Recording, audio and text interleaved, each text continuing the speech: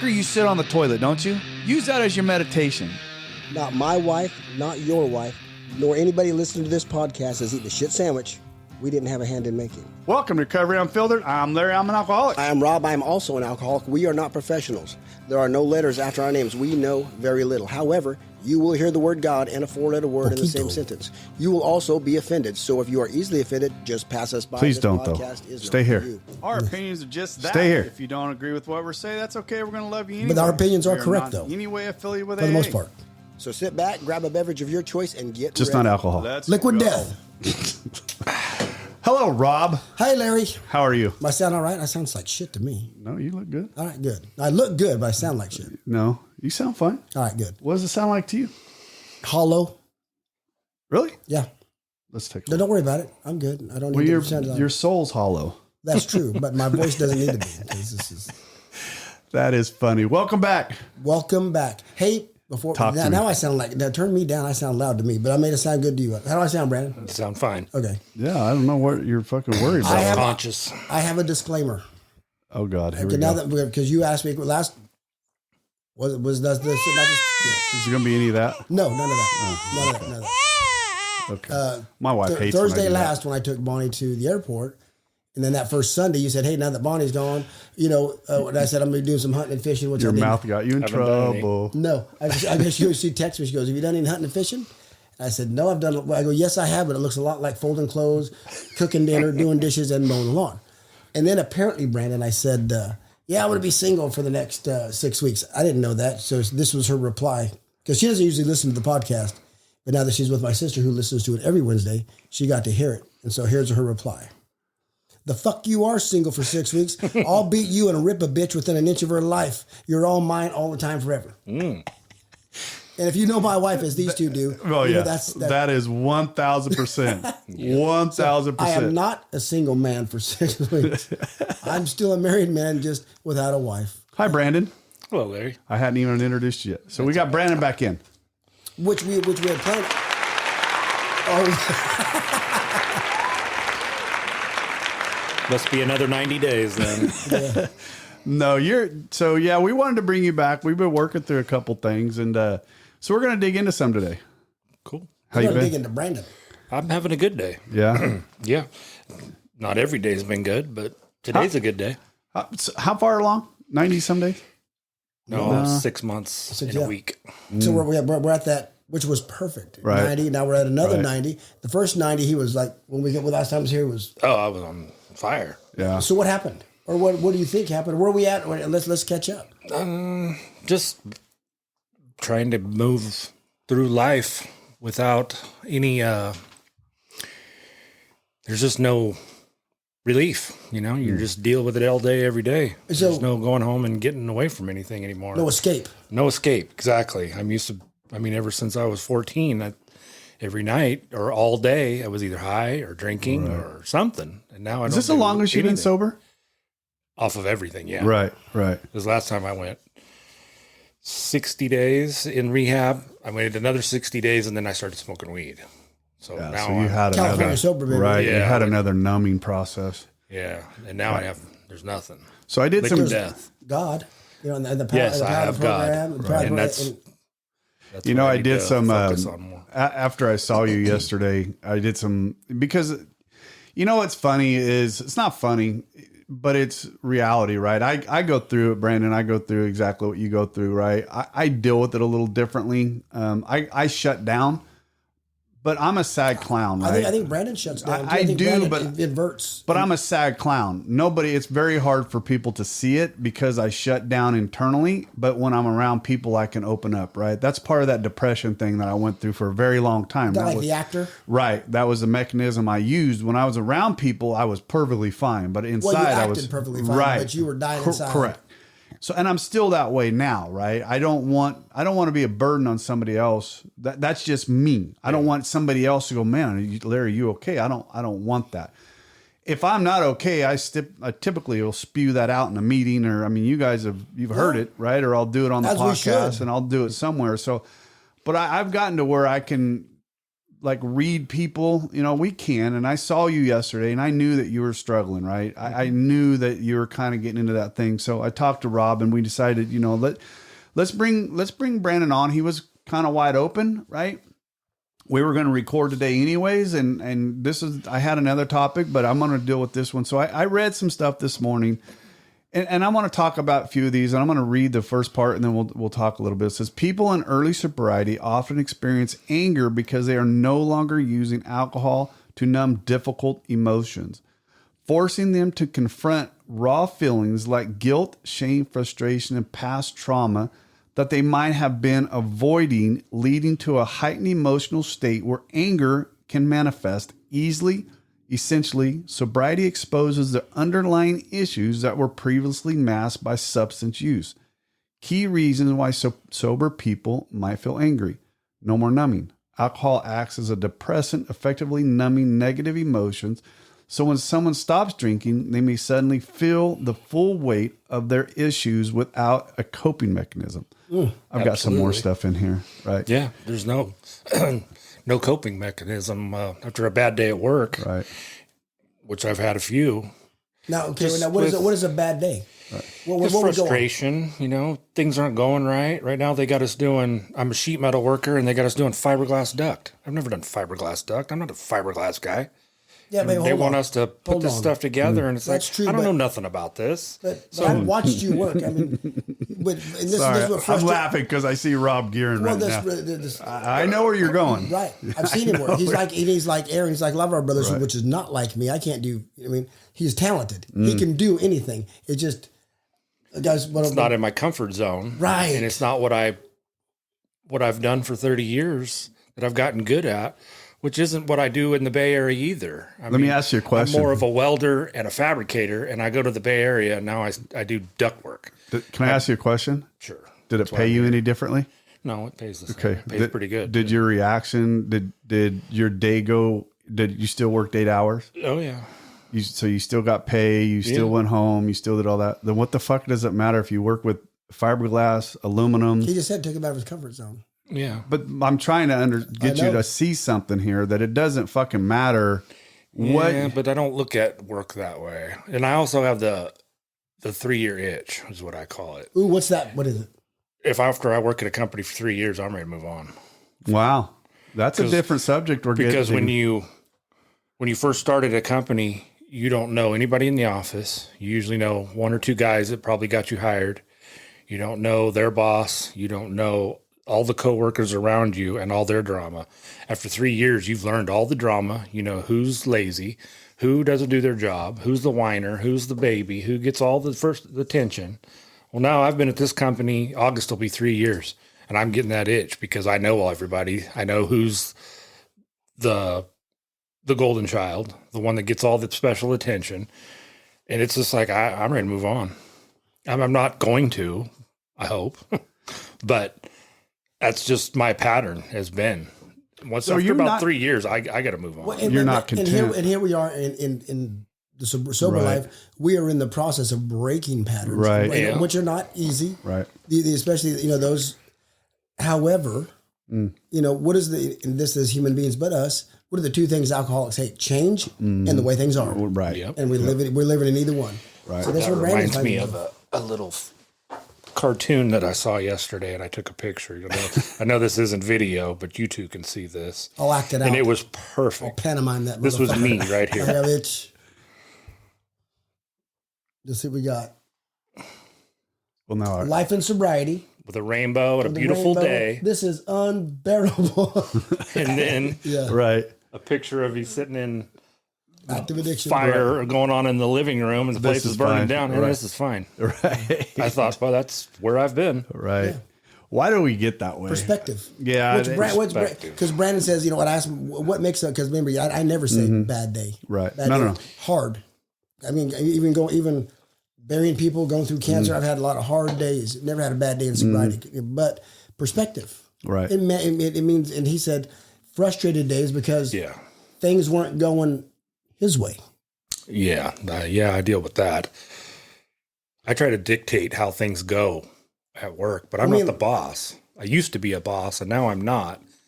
but I still try to dictate, no, we're not doing it like that. We're going to do it like this. And then I look at the boss and he's looking at me like, you don't get to tell us how to do it. It's like, all right, I'll shut up. But I know how to do things the easy way. And it seems like more often than not, we're doing things the hard way. And then that gets frustrating. And it's like, if we'd have just done it my way, we'd be done already. One of the biggest things that has resolved a lot of that with me, Brandon, is, my sponsor who sits over there across from me, he told me one day, he said, most of your resentments come from your own character flaws. And I had a hard time understanding that for a little bit. But once I actually started to dig into that, it made so much sense to me. And I know that little short pecker over there didn't come up with that on his own. I'm sure he read it somewhere. I am short. Don't talk about my pecker. But that helped me so much, because when I realized that and I really started digging into when that person over there upset, when I get pissed off at that person, why am I pissed off at that person? Right. Something inside yourself. Right. It's something that I don't like that person's doing. Yeah. I can't change what that person's doing. I can't. Right. So what happens? We got to go back to 417. We got page 417. We got to learn to accept, right? Yeah. We got to just accept that that's the way it is, right? For the moment. Right now. And if we do that enough times, eventually those things that come up like that no longer bother us. They're still there. My old boss They're was still telling me there, but they don't bother us. At work, he said, "Hey, Rob, we're going to do it their way. We'll make more money because we're going to do it twice." Right. And that can be frustrating because are they going to learn from it? Doesn't matter. Right. Doesn't matter. Like where I'm in the same. We talked earlier this week a couple of times. I was frustrated. Right. Because there's a better way to do it. And they got me, guys with 20, 30, 40 years experience, with a young boss who wants to do it this way. Well, as long as no one gets hurt, we'll do it your way. Yeah. But it's frustrating because we could be done 2 hours sooner. Right. But whatever. But it doesn't. And this is what I keep going back to. It doesn't matter. Peace. Right. Do I want peace of heart and mind? How do you want to live? Right. Yeah. Do you want to live with that anger and that anxiety inside of you? No. You don't. I don't. Not anymore. So the only way I can do it is when I feel that coming. Go, why? Why is that? Why am I starting to feel that way? What is it about me that's making me feel this way? Mm-hmm. Right. That guy is not doing it the way I want it to be done. Well, then I have to look at it this way. Do I have any can I change his thought process? I can give suggestions, but I can't change him because he pays the bills and signs my check. Right. So I'm not going to change him. Same way with doing it. Will they come to me and ask my suggestions? Absolutely. But guess on the other side of that, I got people behind me that don't like the way I do shit, whether it's my wife, my kids, somebody that works for me, somebody that works around me, somebody that works under me. They don't like the way I do things. I'm also speaking of that, I'm bringing the frustrations of that guy home to my family. Yes. Yes. They shouldn't have to deal with that guy. No. God, no. Just because I can't deal with it properly. Now But I don't even want to live with myself, though, when I get like that. If I don't want to live with myself, why the fuck am I going to put my family up to it? We do. I did for years. I don't shut anymore. Them off, we close them out, and we're inside, and they're afraid to come to us, especially in early sobriety, because is he going to blow up like he used to? If that was one of his tales, is he going to go drink? I don't want that. I'm glad we close off. They say here like this. Well, I'm glad he's sober. Fuck, are you? Yeah. I mean, how can they be? But here's one thing for the three of us. Look at Brandon. Well, here's one thing for the three of us. Right. Because we also believe another way. I mean, we have the same God. And the other book we read says we don't work for that guy. We don't work for, even the big book says we have a new employer. Yeah. Ooh, I can go to the fucking page if we want to. Let's go to page 30. Sorry, guys. Here we go to the big book. That's why I put that book in front of you, fool. And it's not page 30. It's not page 31. It's It's page 58. Sorry. Idiot. Keep talking. Paper. Anyways, Brandon, that's one of the things that's helped me so much in this sobriety. And honestly, why that come about? Do you want me to shut up? When we sincerely took... Motherfucker. Okay. This is for Brandon. God damn it. Well, because we don't work... What if I had a good thing I was saying? You just interrupted me. Hold on to it. Good God. Because the big book. I got ADHD. I'll forget. This is the how and the why of it, Brandon. First of all, this is what helped me at work. First of all, we had to quit playing God. It didn't work. Fuck no. Next, we had to decide that hereafter. We had to decide. Right. God was going to be our director. He is the principal. We are his agents. He is the father. We are his children. Most good ideas are simple. And this concept was the keystone of the new and triumphal arch, because we're always building something in AA, through which we pass to freedom. And that freedom is from self, by the way. Because on that page 62, self is mentioned 12 times. When we seriously took such a position, when we decided, okay, God, you're it. You're my boss. You're my employer. All sorts of remarkable things followed. We had a new employer. Being all powerful, he provided what we needed if we kept close to him and performed his work well. Whether it's fiberglass, whether it's sheet metal, whether we're welding, whether we're digging a fucking ditch, provide his work well. Established on such a footing, we became less and less interested in ourselves, our little plans and designs. More and more, we became interested in seeing what we could contribute to life. As we felt new power flow in, as we enjoyed peace of mind, and as we discovered we could face life successfully. We were reborn. So I don't work for George Reed. Right. I work for God. So and when I think about, luckily this whole week I've been digging ditches, picking with my little boss next to me. But littler than you? He's about my height, but he just don't have guns. Anyway, I love him. I mean, and he's a smart kid. But I'm also working with electricians, and every one of these electricians are believers. And they could see me getting frustrated, and I could see them getting frustrated. We would bounce and say, because Kurt would walk by, hey Rob, Jesus, you don't work for them.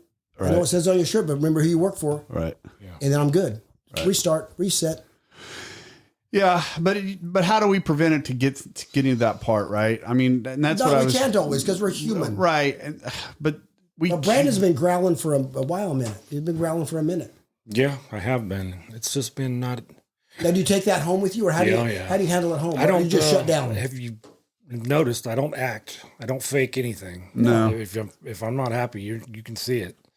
I can't. My pastor has told me, well, you just fake happiness until it comes. Fake it till you make it. There's no faking in me. No, it's not going to work. I don't buy that. There's some instances where act as if, right? Especially if for those loved ones, because they don't know. Because we don't fucking tell them. Right. Hey, is he mad? Is he mad at his boss? Is he mad? Because they don't know. Just like we talked about. What do we like? If Larry goes, well, you just told Brad, right. I got something to talk to you, but I'll call you later. Right. What the alcoholics usually, me and Brandon were just talking about it. Well, fuck, it's probably not going to be good.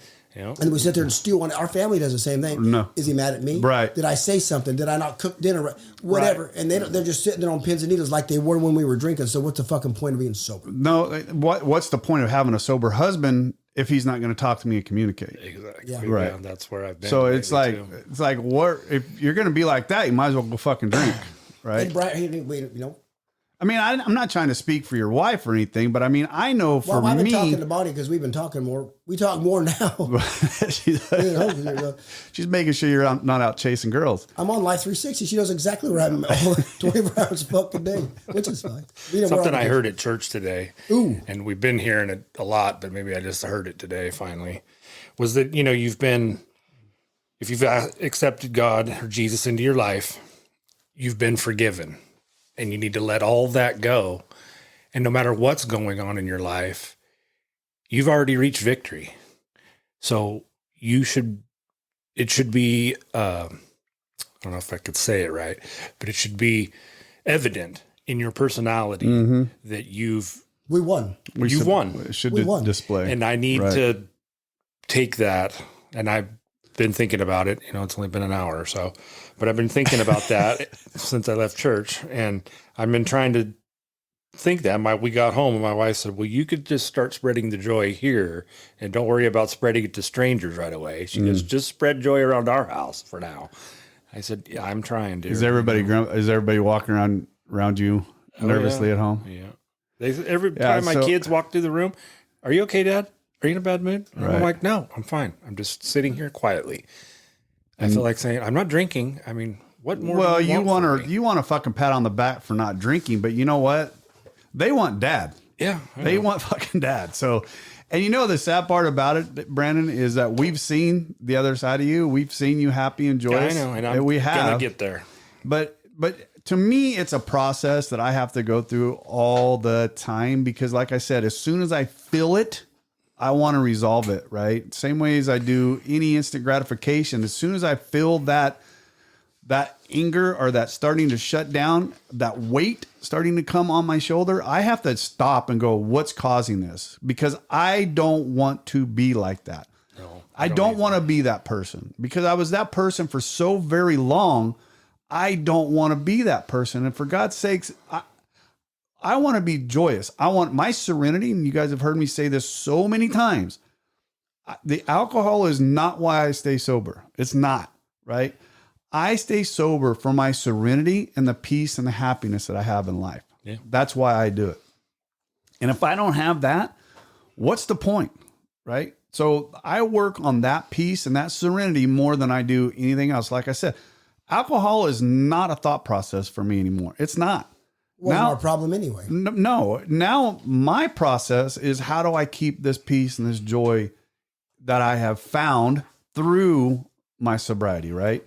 Yeah. By getting involved in AA, by getting involved with the men, by getting involved in helping somebody else, I have found this serenity. And by using different ways of how I deal with my trauma and how I've dealt with my past and how I deal with other people, I've learned that process of I can't change you. Beyond my nose, I can't fix anything past that. I can't. Yeah. And the more I try, the more angry I get. And I ceased fighting. I don't want to fight that battle because I'm not going to win. No matter what, everybody around me loses and I lose when I try to change people past my nose. Can I share a couple things as far as the big book? You know, as far as family, We'll go ahead and allow you this one time. appreciate that. The page 19. I just reached, and I'm grateful that you got a great sponsor because a lot of the stuff that's highlighted should be fucking highlighted because it's easier for me to find as it should be in your book because that's what it says. A good sponsor would have brought his own book. Well, I got the big book, but I know where to find it. It says that on page 19, none of us would make a sole vocation of this work, which is alcoholism, sponsorship, meetings, nor do we think its effectiveness would be increased if we did. We feel that the elimination of our drinking is but a beginning. A much more important demonstration of these principles, love, tolerance, right? Lies, a much more important demonstration of our principles lies before us in our respective homes, occupations, and affairs in life. So practice this shit at home is what he's saying. Now, let's go to the family afterwards, Brandon. This would be a great one. The head of the house, which is us, ought to remember, this is not highlighted in his fucking book like I'm reading. Should, because it's... There's a highlighter in the back if you want to go ahead and fix that. It's all right. The head of the house ought to remember that he is mainly to blame for what befell his home. He can scarcely square the account in his lifetime. But he must see the danger of overconcentration on financial success or any other success. Although financial recovery is on the way for many of us, we found we could not place money first for us. Material well-being always follows spiritual progress and never preceded hope. Since the home has suffered more than anything else, it is well that a man exert himself there. He is not likely to get far in any direction if he fails to show unselfishness and love under his own roof. We know there are difficult wives and families, but the man who is getting over alcoholism must remember he did much to make them so. Yep. Oh yeah. So I've definitely created. We need to. So when Jamie said start spreading some love here, I had to do the same thing because I would go out and someone would call and I'm there, I'm helping. Right. But what about what does the big book say? Right. Home first. Yeah, home first. Right. Home first. Right. The rainbow you showed me. Right. Let's get it going. Home. It's yeah. That to me is the number one because if I don't have a happy home here, I can't. Who the fuck am I to go out and tell somebody else how to get serenity and peace if I don't have it myself? Well, the book says we can't give away that which we do not possess. I just can't do it. I had to go up on. I didn't have to. Let me rephrase that. Words matter. I had the privilege of going up and speaking again Friday night at Maynard's. Right. Because I had surgery. Right. This is the first recording I've had since I've had surgery. I was still in a ton of pain. Right. The drive up there hurt like a bitch. So what did I have to do? I had to put on that happy clown, and get in front of this group of alcoholics. That is the time when we're supposed to. This is the only time that I agree with fake it till you make it or act as if is in situations like that. I had to, right? I had to get in there. Yeah. I had a commitment that I had to do. I had to get in there and put on that happy face and talk to them about the peace and the serenity. Because if I'd have went in there with a shitty fucking smile and a shitty ass, fake ass shit, they would have saw right through it. Us alcoholics, we can read bullshit. Oh boy. We can read bullshit and from a mile a fucking way if somebody's lying to us or somebody's trying to fill us full of shit. So I can't go in there with a half-ass attitude. I have to go in there wide open with my peace and my serenity. And I took my wife on purpose to that one because her being in there with me created more of that peace and that serenity that I had.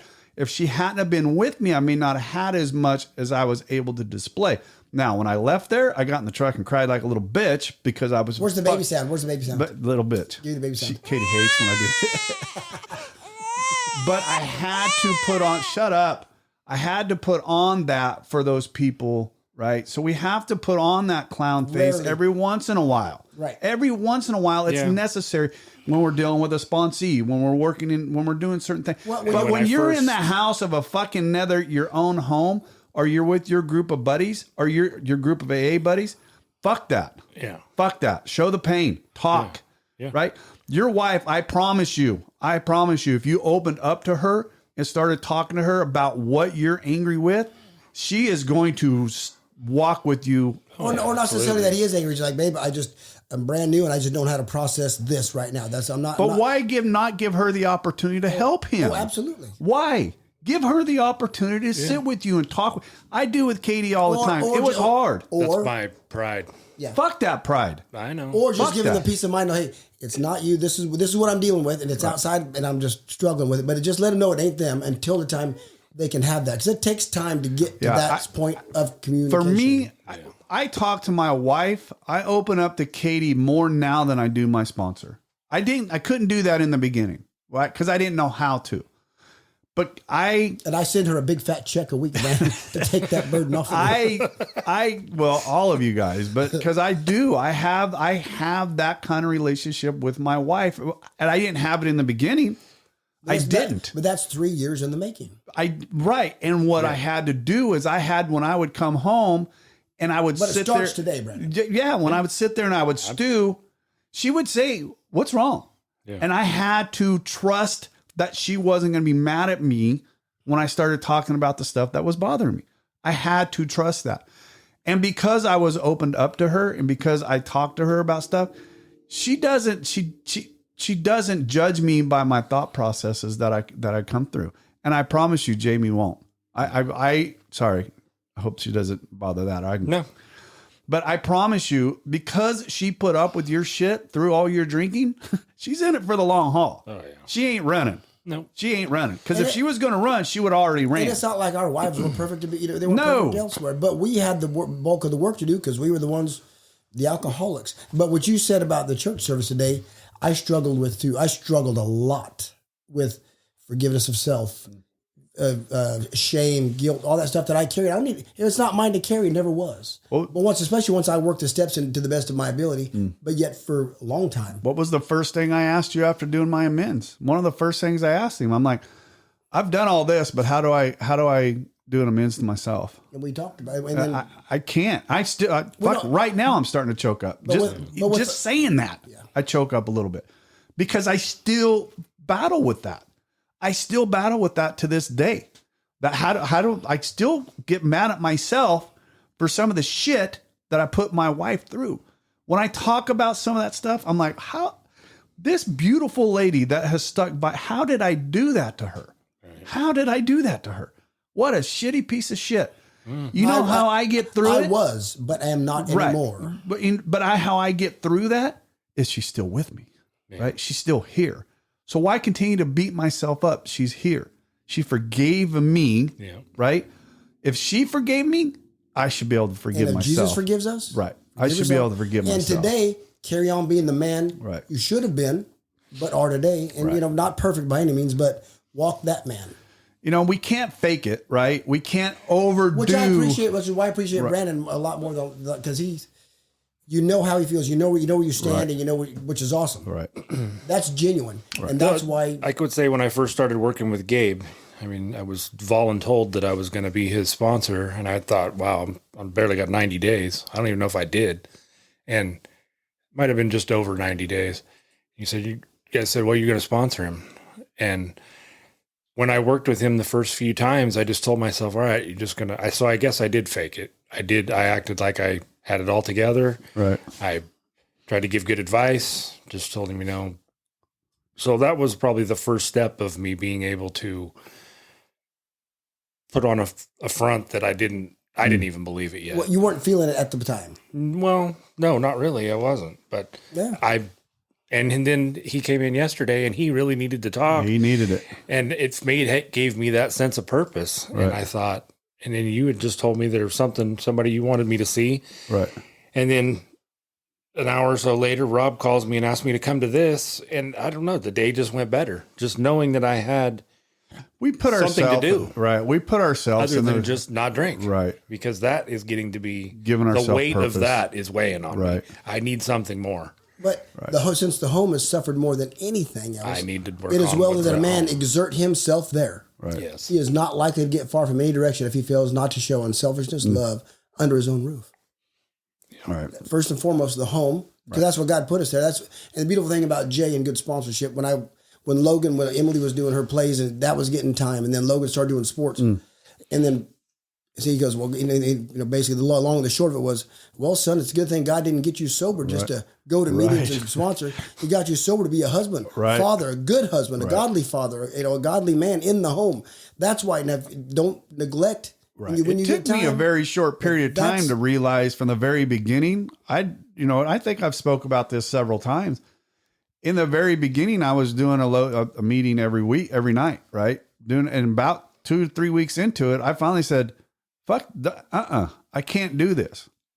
My relationship at home is what I want. That's what drives me. That's what makes me six a week. Right. I was taking just Fridays off until this week. I had to work late Monday, and then Tuesday I usually meet with a guy and we do some Bible study at his house, just me and him. I really like that. And I didn't go just because I worked late the day before. I worked last Saturday. And then Wednesday I usually go to a Bible study. But the week before, this was also on church today, there was a couple of guys in there. One thinks he's the moral authority of the room, and another is just goofy and talks too much. Hold on. But what was said in church was, those who do not love their fellow believer are lost in darkness, and you're not really believing. So I have to take away the principles before. I need to have principles before personalities. That way I'm not lost in the darkness. I don't know if that all came out right. No, I it made sense to me, but I got a bone to pick with all that, but go ahead. Well, I mean, I don't know. No. And I think you and me on the same page on this one. Go ahead. But my thing is Brandon, when I hear you talk about other people like you just did, the moral authority guy, the moral authority. Is that who I think it is? No. But when I hear that, I honestly go, he's got a resentment to that person. Mm-hmm. I did, and that's why I didn't go Wednesday. I went to an AA meeting instead. So you took him out. He took you out of what you wanted to do because you allowed him to rent space in your head to take you out of what you wanted to do. Yeah. Instead of just but it didn't hurt to go do something different. I went back to primary, and I haven't been there in over a month. It all depends on your motive. Right. Yeah. So it wasn't like I did something. But let me ask you a question. Nefarious. I'm going to dig down here a little bit. What about that guy? If we took that specific person, what about him do you not like? What in your character defect, does it make you not to like that? Does that guy irritate you? The same reason his boss irritated him. Yeah, just trying to tell me, or just he tries to project his view of how to serve God. So I don't need your view. Well, tell me how the Bible tells me to to do it. Are you see what I'm trying to do here? I'm trying to get you to look at what your character flaw, what something about you control. Oh yeah, is making you authority. Authority. So you got to accept that, right? That's me. That's not him. Yeah. You're not changing him at all. No. So if you retract back, as soon as you start to feel about that person, you go, well, this is me. It's not him. Yeah. Right. This is me. This is not him. Let it the fuck go. Let him speak. It's who he is. Yeah.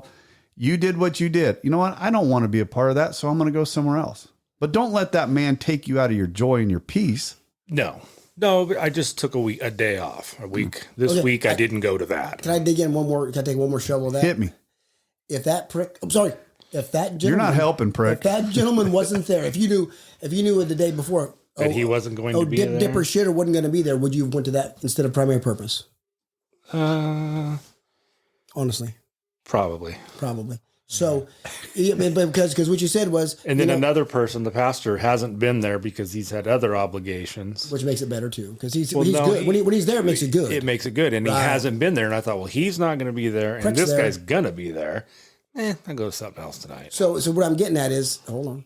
Because he goes, I went to primary purpose, but he didn't blame it on that guy. We think that because if that guy wasn't there, I'd have been there. Right. If that guy's there and I'm not going, but I did something else just as good, so it's okay. Justified it. The minute we start justifying, rationalize, or minimizing, we're lying to ourselves. Yeah. But are we getting the joy out of that we would have? Because God don't. You know what? It's like this: if you crave a fucking hamburger all day long, that you just crave that fucking hamburger, and you get home and there's a piece of chicken there, and you eat that chicken. When you're done with that chicken, you're still going, "Fuck! I wish I'd had a hamburger." Mm-hmm. Right? It's the same thing for us. If I need a meeting, in my mind, I'm going to go to a men's group somewhere. Right? If I can't find one and end up at a mixed meeting, I'm going to fucking regret it. I'm going to still tell myself, fuck, I need to go to a men's meeting. Yeah. Right? I need a men's meeting. But okay, there again, it's all about one word we're missing, right? We're jumping over. It's motive. Right. No. Does God really care? And of course the answer is yes. Does he care about what we do? Yeah, working up. I mean, as we go, as the steps, this life, does he care about what we do? Or does he care more about why we're doing it? Why we're doing it. Thank you. Yeah. Because if he can get a hold of our heart and mind, right. that'll change the outworking of our hands. Right? But another thing that. But if I'm not, because I wasn't going to go, I called my aunt today, and I love to go church bouncing when Bonnie's gone. So I was going to go surprise my aunt, which I did. Mm-hmm. Well, I did surprise her. She wasn't there, so I called her. I said, went looking for a car. I said, hey, baby, are you coming today? She goes, are you there? I said, yeah, I was going to surprise you. No, she's not feeling good. So I was like, and I haven't been there for 14 years. When I got sober, that's the church I went to. So I go, first thought was like, I'm not going then. I haven't seen, probably don't know, half the motherfuckers are dead. Yeah. I do know the pastor I wrestled with in MJC is like, well, so I'm not going. Then I had to tell myself, why aren't you going to go? Because you're afraid, a bunch of strangers, what am I afraid of? Nah, I'm going. Yeah. But because my motive was right. If I didn't go, I could have justified, rationalized, or minimized, but God cares about my motive. And I do not make a decision ever where fear is involved. Yeah. And this guy that I had the issue with, he has no idea. Oh, absolutely. I seen him this morning. He shook my hand. Hey, how's it going? Where were you Wednesday? Oh, no, I had something else to do. I just kind of blew it off. But yeah, he had no idea. He has no idea I have an issue with Can I ask you another question? When you had an issue with me, you have no problem. Yeah, I did, because I waited till you left. I had a problem that one time. With confrontation. That one time. Well, it's just a conversation. But after that, when I called and you weren't ready, you didn't want to talk, the next time I saw you, yeah, I saw you called. I didn't want to fucking talk. I didn't want to talk to that happy motherfucker. Yeah. You have no problem saying it to me. Why don't you have a problem talking to this brother in Christ? He's a lot older, and I don't want to disrespect him. Not to say that I don't want to disrespect you, but I loved it. I love the truth. And maybe I should. Maybe I should confront him and tell him, look, I've had an issue with your But to speak the truth in love. But that's not, I'm not saying I need to pray about that. I'm not saying have that conversation. No, I'm not saying that at all. I just want to make a point. Yeah. I wanted to read something else. Still on the same topic, but I read this one earlier. If you get fucked up and you aren't angry anymore, then you get sober, you still have that anger that you haven't dealt with yet. If you cannot handle these emotions on your own, then they fester. No amount of self-medication is going to help. Anger is something anger is something to experience and control, and that takes a lot of practice. Humility and pain in the ass control techniques. But it is something that you can learn to handle, yet society is fucked up. No rage is not normal response. Most people learn to handle it and find some way to squeeze joy out of life any way they can. Anger doesn't get you anywhere, but hedonism sure does. So I had to look that. Hedonism? Hold on. Don't get fucking excited. What? I actually looked it up. Good. The pursuit of pleasure, sensual self-indulgence. The Greek culture, serenity. Maybe. Yeah. So, I read that, and we have to find that within ourselves. We can't try to find that in society. We're going to be, and we're going to be angry. It's like we're humans again. I get anger all the time. But it is what it is. I get anger. I get it. But the way I deal with it now is so much different. Then, right? Okay, how do you deal with it now? The way I deal with anger now is I've learned to pause, right? That was my hardest thing to deal with when I got sober and when I first learned how to deal with this part of it. is that I had to pause when I felt that natural explosion. You know, we just talked about But what do this you do with with the the fire? doctor, right? I just talked about this with the doctor, and that was natural self-explosion, right? That was natural old Larry by telling her to go fuck herself. That was naturally old. And that's why I was so frustrated, because that I thought old, you said she was a fucking bitch. Was the direct I was quote. trying to clean it the fuck up.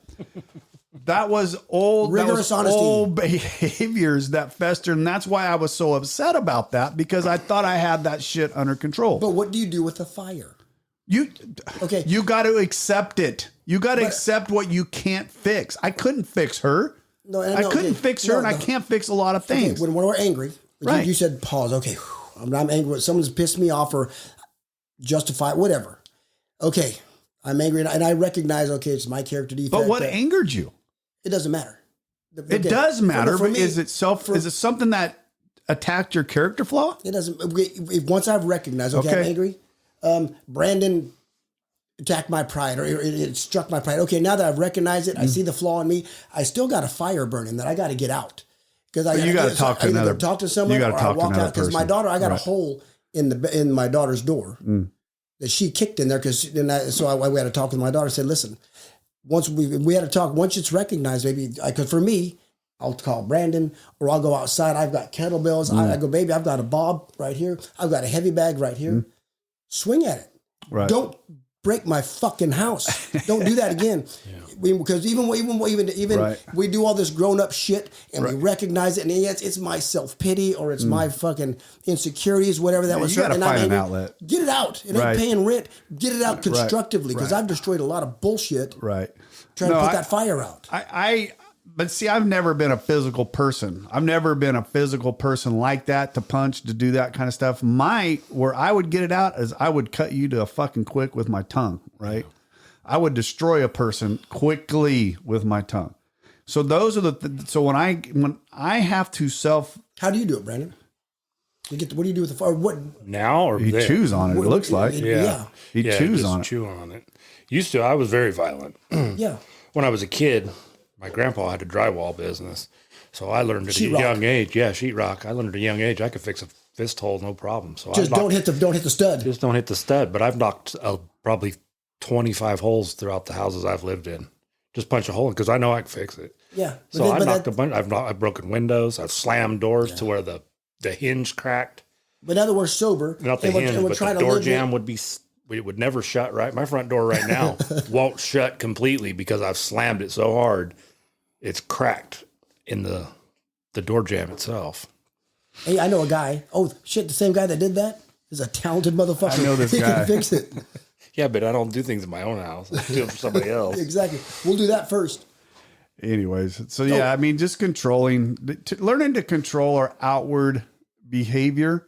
We have to look at it inwardly first, right? And that's the key to this, is what's causing this. What's causing me to sit here under the fucking thorn bush and fucking sulk? What's causing this, right? Yeah.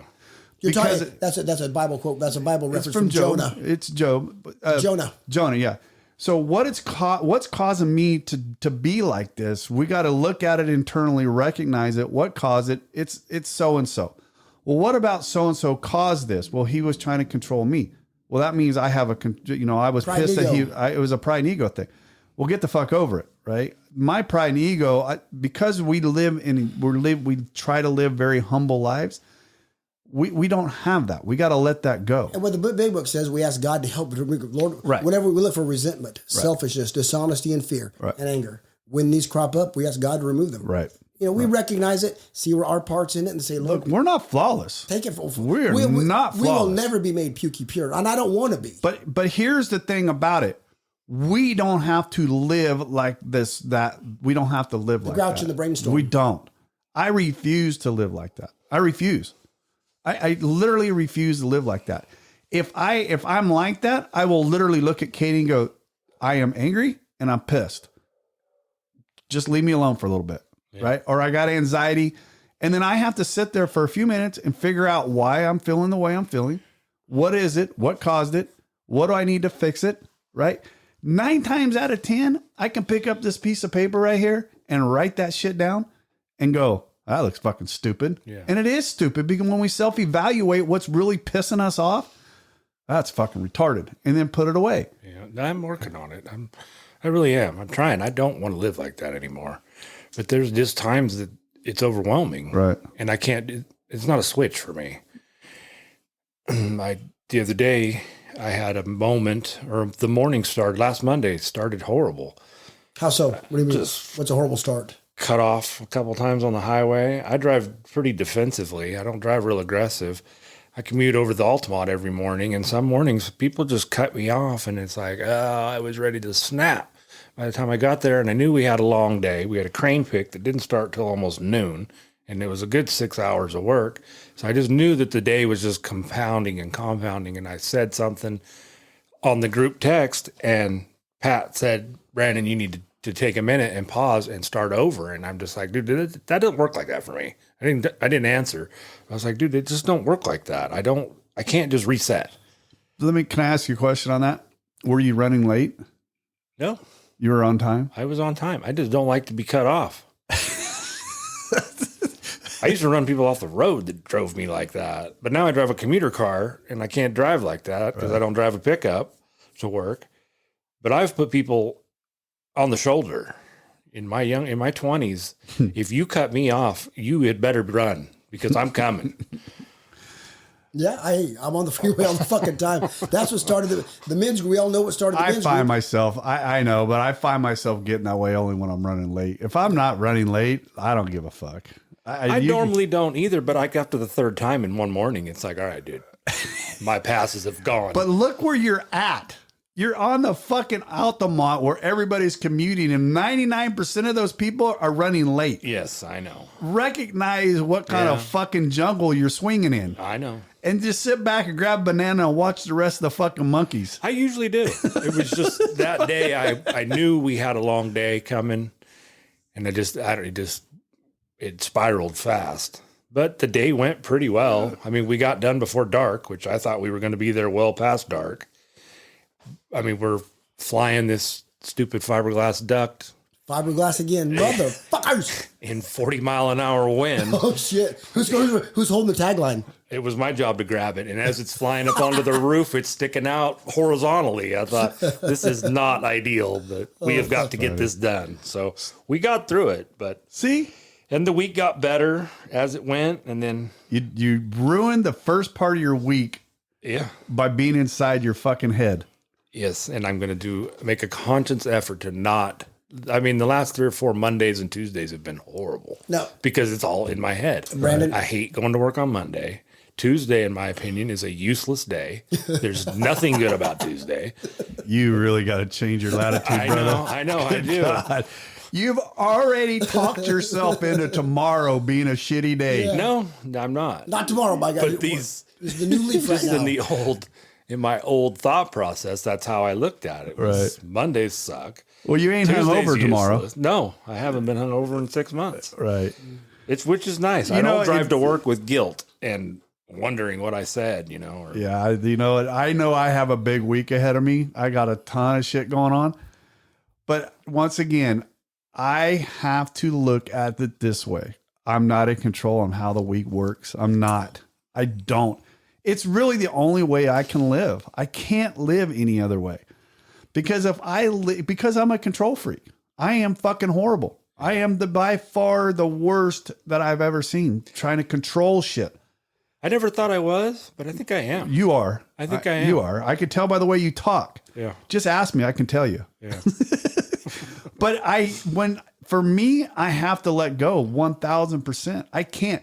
You know what is the biggest, and people make fun of me for this? When I got that new truck from the company I work for, it's got Super Cruise on it. So you can literally set the cruise control and it'll just drive down the road. You don't ever have to touch the steering wheel. Mm-hmm. You want to let go of control? Do that at 85 miles an hour going down the freeway. I can do it. Yeah. I can. 1000%. I can set that cruise control and sit there and just watch shit. Mine will do that for, I think it's 5 miles or something. I got to touch the wheel every few seconds. Yeah, I don't know, but it's just letting go, understanding. Yeah. All I can do is what's in front of me, right? Anything past my nose, I can't control it. It's none of your business anyway.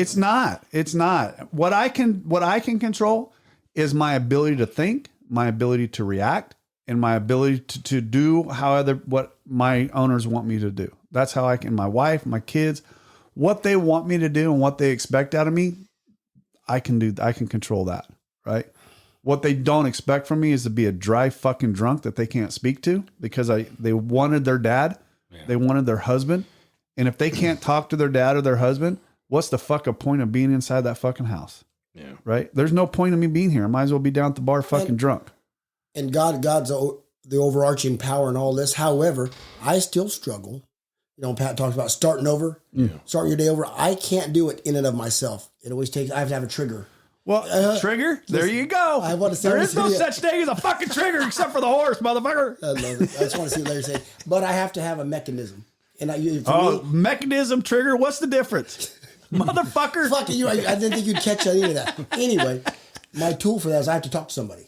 I call a brother. Right. Or That's I exactly just can't what I do do. it myself. No, I can't either. I have to have a reset, and usually I need someone's help to reset. That's where Brad is my number one spot where I go to when I get like that. Because that motherfucker will. I'm proud of you for catching. I wasn't going to catch these, so I said it anyway. Good job, Brad will literally put me back on my spot in a fucking heartbeat. Whatever fucking shitty spot I'm having, he'll fix it. But it's God that does it because it is. I'll pray, then I'll call, right, and then God's the one that has the power to reset me. Because and He says, "Okay, take a step of faith. Now take action," which our whole book's about action. Right. Because we can't sit and stew in our own fucking mind because we're going to burn out. Take action. You'll never think your way into better behavior, but you can behave your way into some better thinking. Bottom line is communicating, right? Yeah, absolutely. Communicating. When you're inside that fucking head, that shitty committee that's going on between them two fucking ears, I promise you, it ain't good. It's not. Because when I sit down in that easy chair and I just sit there and stare at that fucking TV and those thoughts are bouncing back and forth between my ears like a ping pong fucking table, and it's going back and forth, it's getting worse and worse and worse and worse. The longer I sit there and allow that fucking committee to run around up there, it's getting worse. Because they don't like me. That whole fucking committee. No, they don't like me. And they don't like my serenity. I can promise you that. Anything that can possibly go wrong, that fucking head up there of mine will destroy it. That's why if I stay inside there. The problem with the Alcoholic Centers and if we don't learn to pick up that phone, tap your wife on the shoulder, say, "Babe, can we talk? Son, can we go outside and talk?"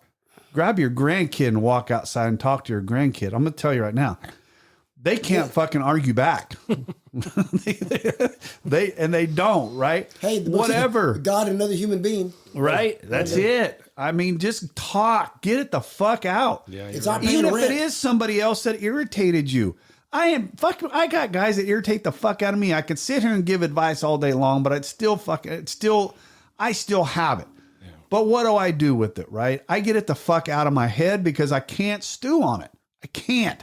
Because the longer it's in there, the fucking worse it gets. Yeah. And I don't want to go home. I only have a short time with my wife. Very short time with her of an evening. Very short time with her of a morning. Yeah. I don't want the last thing she sees of me is an angry fucking face as she walks out the door. I don't want the last thing I see of her is her ass because she's pissed at me walking away. I don't want that. Yeah. I don't want that of my kids. I don't want that of you. I don't want that of anything.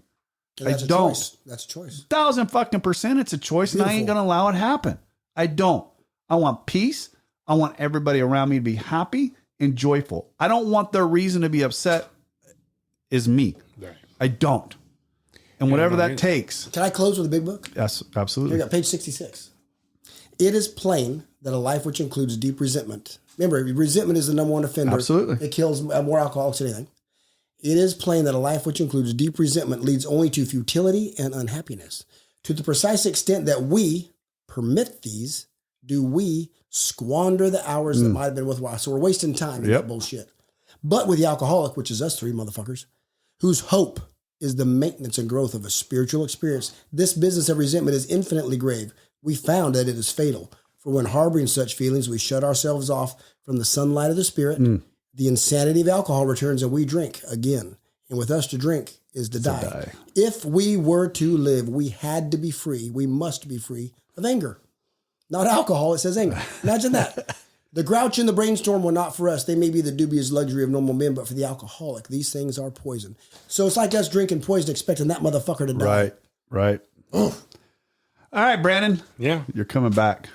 Cool. I'm not letting you out. That's cool. No, Rob. this was good. I didn't know it was going to be a therapy session for me, but hey, Well, I needed it. I don't want that to be a therapy session. I mean, you got to remember everything we're doing is helping other people, right? Same thing yesterday when you said you wanted a purpose. This right here is purpose. You coming on here and talking is going to help somebody. This is going out to 2,200 listeners now. Oh, wow. And we're growing. So you are helping people by coming on here talking about that. And if it does nothing else, it allows you to go out of here going, wow, I got some shit to work on. Oh, yeah. Because we always got 14 years of sobriety this guy's coming up on, and I guarantee you he still works on shit. Every day? Well, Every fucking day. You guys help me because I'm a dipshit. We don't stop working on this because that shit will pop up with me all the time. All the fucking time. I hate fucking self-pity. I fucking hate it with a passion. What did I say yesterday? I'm feeling self-pity and I was fucking mad at myself. I'm like, what the fuck is going on? I don't like this fucking feeling. I don't fucking do that. But why? Because I'm enabled to do shit right now. I can't go out and do the shit I wanted to do. So I was feeling poor me. Fuck you, Larry. Fuck you. You did this. You're hurt. You had surgery. Sit your ass down and shut the fuck up. To let your body heal. Right. That's just, it is what it is. So self-pity, no. Right? I can't allow it to step Brandon, in. I don't help him because I'll send videos of Rob with the you know, the what is that? What kind of hip do I got? I don't fucking know. What's Plastic. that metal? No, metal. You're not big enough to have metal. You're plastic. Oh, plastic hip, squatting and stuff, and he can't do it. Pussy. Thank you for joining us today. We hope you learned something today that will help you. If you did not, come back next week and we'll try again. If you like what we heard, give us a 5-star review. If you don't like what you heard, kiss my... You can't say that, can you? Anyway, if you don't like what you heard, go ahead and tell us that too. We'll see what we can improve. We probably won't change nothing, but do it anyway. Hey, thanks, Rob. Come back next week and hopefully something will be different and something will sink in. Take care. This has been Recovery Unfiltered.